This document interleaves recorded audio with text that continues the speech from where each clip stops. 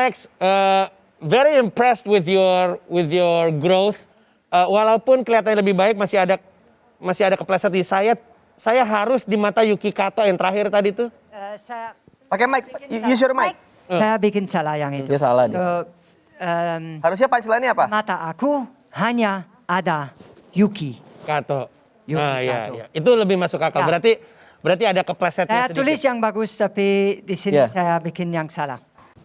Alex, gue senang banget sekarang lo itu memandang sesuatu menurut pandangan lo gitu. Kalau kemarin lo stand up, lo ceritain bagaimana pandangan orang ke lo gitu. Nah sekarang lo udah maju kalau menurut gue gitu ya. Jadi lo sangat berpotensi untuk lucu karena gaya lo itu apa ya namanya ya, gak pantas gitu. Kalau karena ini buat kita semua gitu ngeliat orang bule, kayaknya lo nggak bule gitu, gak pantas melakukan gerakan itu dan itu bisa jadi bikin kita ketawa. Tapi ya, ternyata ada punchline-nya yang juga oke, yang WA-nya di blok. Mungkin besok-besok ke depannya bisa cari punchline yang model yang seperti ini. Bahkan gue percaya lo bisa tampil lebih bagus lagi.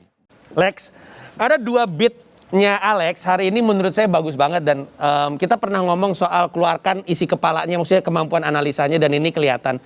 Beat soal cewek nggak bisa dites kayak gitu karena nggak punya personeling, itu sebenarnya akan bisa lebih bagus lagi kalau secara intonasi Alex nggak flat. Alex tuh ngomongnya memang lebih, pace-nya lebih baik. Tapi Alex, pertumbuhan yang menyenangkan yang ditunjukkan sama Alex, moga-moga masih bisa tumbuh terus. Dan ruang pertumbuhan untuk Alex selalu ada, apalagi asetnya Alex lagi-lagi ada di kepalanya. Jadi sukses terus untuk kedepannya. Thank you. Alex dulu ya. Lex, kalau gue sih masih percaya lo bikin masih yakin ya, tahu salah tahu bener ya. Lo bikinnya pakai bahasa lo dulu, abis itu baru ditranslate gitu. Karena banyak kata-kata yang harusnya tidak lo pakai bukan gitu.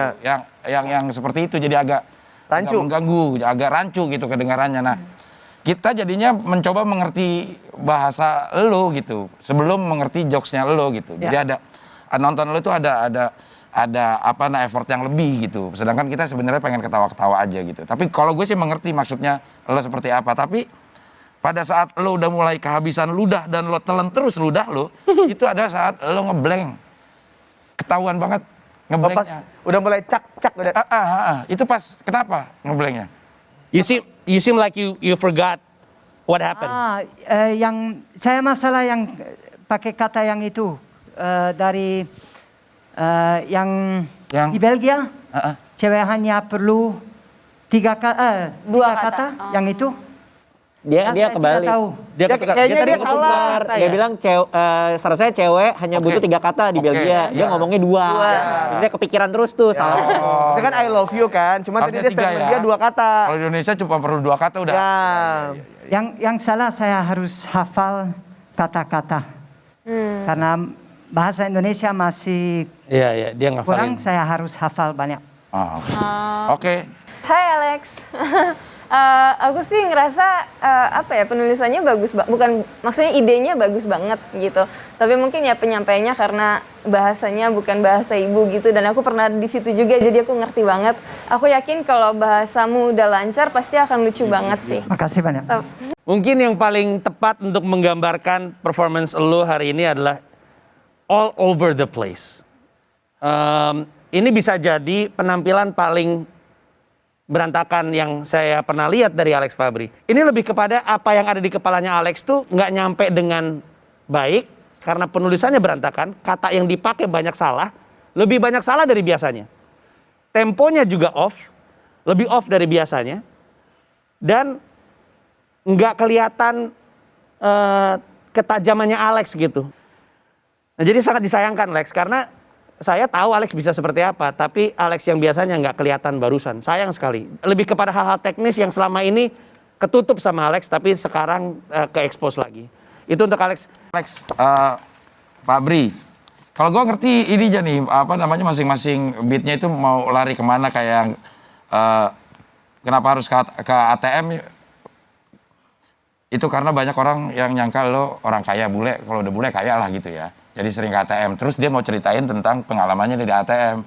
Salah satunya adalah ATM-nya ketelan. Dia keluar dulu buru-buru mau cari minum karena dia kasihan ATM-nya makan tapi nggak minum gitu. Ya. Tapi berantakan Iya kan? Berantakan banget.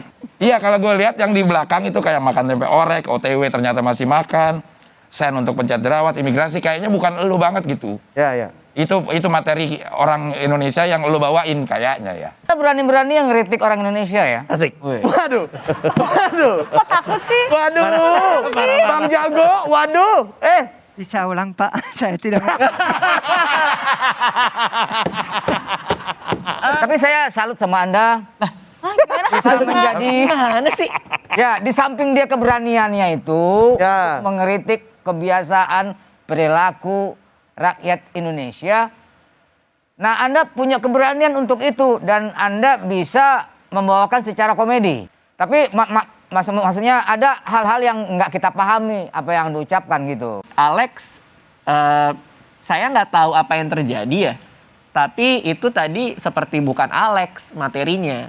Baik dari ceritanya, storytellingnya sama penulisannya doesn't feel like you at all gitu. Karena ada dua level ya untuk nulis materi. The first one is you make the premise kan. Premise-nya itu bagus, datang dari sini kan. Ya. Bule di Bali, ATM helm dicuri. Itu datang dari Alex gitu. Lalu kita punya premise tadi takut sama imigrasi. That's the premise gitu. Yes. Cuman dari premise, the second step adalah jadiin itu sebuah joke. Tapi selama sebulan kita ngeliat perkembangannya dari minggu ke minggu, it's very good naik turun, progress. naik turun. Growth-nya oke. Hanya hari ini aja terasa totally different.